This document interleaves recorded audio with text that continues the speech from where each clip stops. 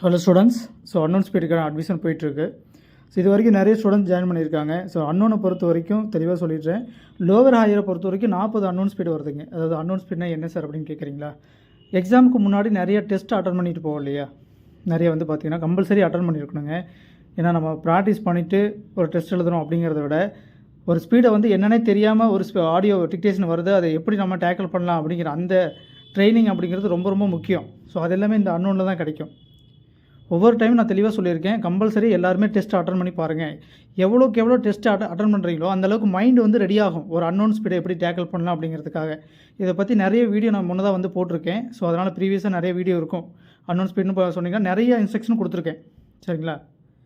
நிறைய instruction, all over instruction உங்களுக்கு அன்னோனில் என்னென்ன இதெல்லாம் ஃபாலோ பண்ணலாம் அப்படிங்கிறத நம்மளுடைய ஆன்லைன் கிளாஸுக்கும் சரிங்க, தென் வந்து வெளியில் நம்மளை ஃபாலோ பண்ணக்கூடிய ஸ்டூடெண்ட்ஸ்க்கும் யூடியூப்பில் வந்து பார்த்திங்கன்னா எல்லாமே விசிபிளாகவே நான் போட்டிருக்கேங்க. அந்த வீடியோ நீங்கள் தெளிவாக பார்த்துருங்க. சரியா? ஸோ இப்போ லோயர் ஹையரை பொறுத்த வரைக்கும் 40 அன்னோன். ஓகேங்களா? எக்ஸாமுக்குள்ளே ஸ்டார்டிங்கில் வந்து பார்த்திங்கன்னா வாரத்துக்கு ஒரு 3-4 அந்த மாதிரி வருங்க. லாஸ்ட்டாக வர 5th மந்தில் எடுத்துக்கிட்டிங்க அப்படின்னா கடைசியாக வந்து ரெகுலராக உங்களுக்கு டெஸ்ட் இருக்கும். புரியுதுங்களா? ரெகுலராகவே அனுப்பிடுவோம். ஸோ ஆனால் ப்ராப்பராக பண்ணணுங்க. இப்போ வந்து நிறைய டெஸ்ட் எழுதி பார்க்க சொல்லிட்டார் சார், அதனால் நீங்கள் அனுப்புங்க எல்லாத்தையும் சேர்த்து வச்சுக்கிட்டு எதுவுமே பண்ணாமல் இருக்கிறது தப்புங்க. புரியுதுங்களா? நம்ம அது ஒவ்வொரு அன்னோன் அனுப்புனாலும் அதில் ஏதாவது நீங்கள் யூஸ் பண்ணியிருக்கணும். அதில் கொஞ்சம் ப்ராக்டிஸ் உங்கள் ட்ரைனிங்காவது நீங்கள் எடுத்துருக்கணும். அதனால் அந்த ஒரு அன்னோன்னால ஒரு கொஞ்சம் அளவுக்காவது உங்கள் லெவல் அப்படிங்கிறது மேலே வந்திருக்கணும். புரியுதுங்களா?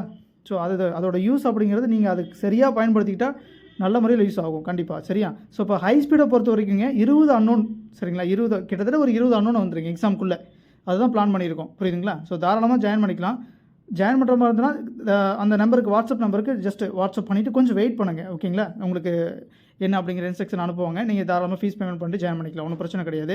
ப்ராப்பராக பண்ணணும். புக் ஸ்பீடை நான் கவர் பண்ணியிருக்கேன் சார், ஓரளவுக்கு நான் ரிவிஷன் பண்ணிட்டேன். அல்லது வந்து பார்த்திங்கன்னா நிறைய ஸ்டூடெண்ட்ஸ் வந்து பார்த்திங்கன்னா அட்டெம்ப்ட் ஏதோ ஒரு காரணத்தினால அட்டெம்ப்ட் ஆகிருக்கலாம், ஆனால் புக்கை ஃபுல்லாக கவர் பண்ணியிருப்பாங்க. இப்போ அவங்களுக்கு தேவை டெஸ்ட்டு ஸ்பீடு தான் தேவை. அப்படிங்கும்போது இந்த அன்னோன் நல்லாவே யூஸ் ஆகும். ஆனால் நல்லா பாருங்கள், இது ரொம்ப ரொம்ப கஷ்டமாக இருக்கும்.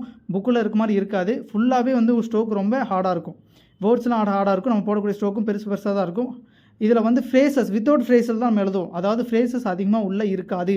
1-2 வரலாம், பட் ஆனால் அதிகமாக இருக்கிறதுக்கு வாய்ப்புகள் குறைவு. சரிங்களா? ஸ்டார்டிங் ரொம்ப ஹார்டாக இருக்கும். போக போக பார்த்திங்கன்னா உங்களுக்கு ஓரளவுக்கு மீடியமாக இருக்கும். சரிங்களா?